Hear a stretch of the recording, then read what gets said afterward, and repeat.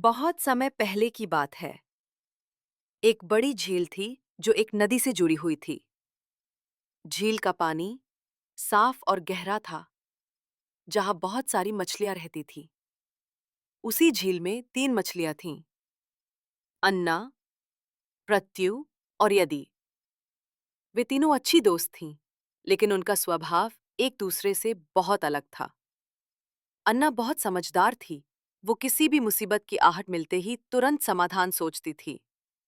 प्रत्यु थोड़ी आलसी थी। वो सोचती थी कि जब मुसीबत आएगी तब देखा जाएगा। यदि पूरी तरह भाग्य पर भरोसा करती थी।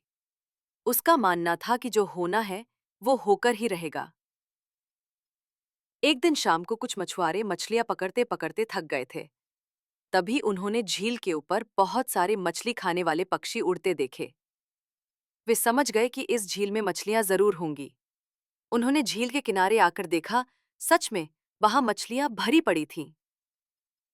एक मछुआरा बोला, यहाँ तो खूब मछलियां हैं, हम कल सुबह जल्दी आकर इन्हें पकड़ेंगे। तीनों मछलियां ये सब सुन रही थीं। अन्ना बोली, साथियों, अब यहाँ रहना खतरे से खाली नहीं है। मैं तो अभी झील छोड़कर नदी में चली जाऊंगी। और वो तुरंत तैरकर सुरक्षित नदी में चली गई।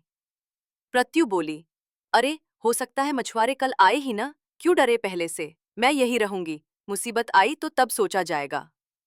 यदि बोली, अगर मरना लिखा है तो कोई रोक नहीं सकता, मैं तो यही रहूंगी।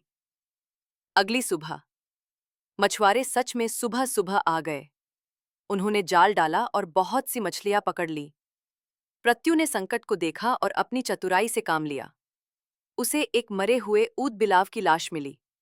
वो उसमें घुस गई और मरने का नाटक करने लगी।